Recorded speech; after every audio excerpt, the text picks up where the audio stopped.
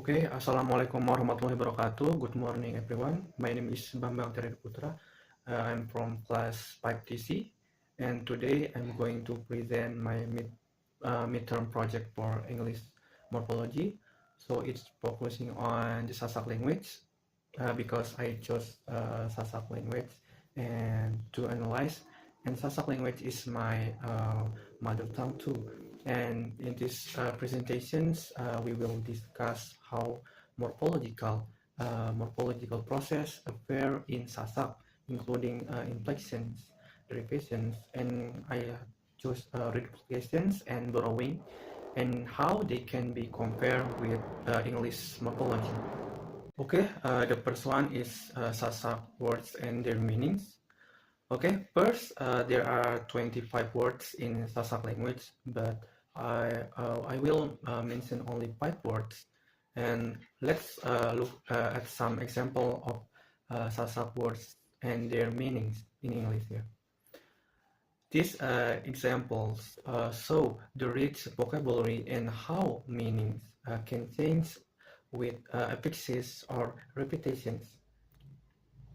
For example,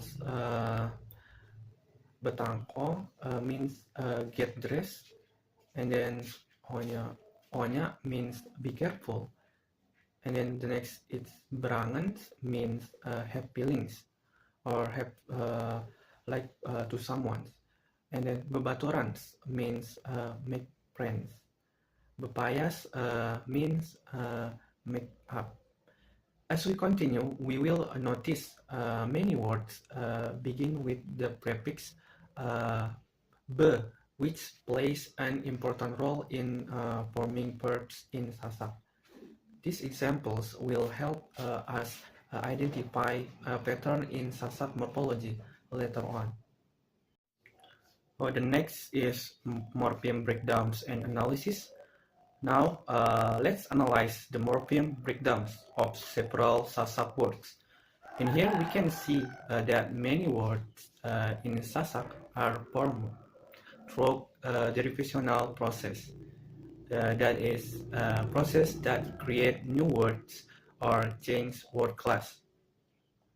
And here we can see the examples. The first word is berutang. Be as a prefix and utang meanings to have debts. The prefix be creates a verb form, so it's derivational. The second is word begita. Be as a prefix and begita meanings to see or walks. Again, be turns into a verb. And then the next bejaguran, be as a prefix and jagur as a meaning to hit each other. The combination of prefix and suffix gives it reciprocal meanings. And then the next word is bebilin, be, and bilin meanings to pass away. And then the next word is bekemilian, is be, and kemilian meaning being willing or want to do something. These examples show how affixations, the use of prefix and suffix, is a key morphological process in the Sasak language. The next is inflections and derivations examples. In this slide, we can see both inflectionals and derivationals. For example, we can understand the differences between these two is essential in morphology. The inflectional examples include words onya-onya, kebelian, kodean, beluan, kontean, sekedi, and setahun. These words show grammatical change, such as degree or quantity, but they don't form new words. And then, on the other hand, for derivational examples like betangko, berangan, bebaturan, and bedengah form new words or meanings. For instance, one's examples bepayas means to make up. It's derived from the noun payas, which is mean make up. In short, derivations change meaning or word class while inflections show grammatical forms. The next is about process found in Sasak language. So let's discuss two important morphological here. It is there are process in Sasak. The first I chose reduplications and borrowing.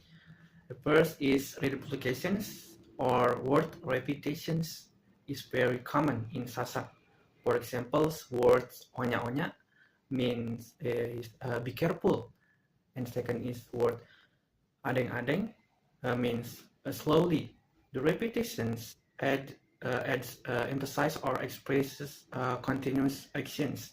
For the second about borrowing, Sasak has many borrowed words from bahasa Indonesia. For instance, the first is bersekolah, from word sekolah means to go to school, and then the second is beguru, from words guru means to learn from someone. The prefix be adapts these Indonesian roots into Sasak grammar.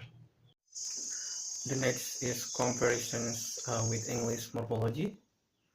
Let's now compare Sasak and English morphology.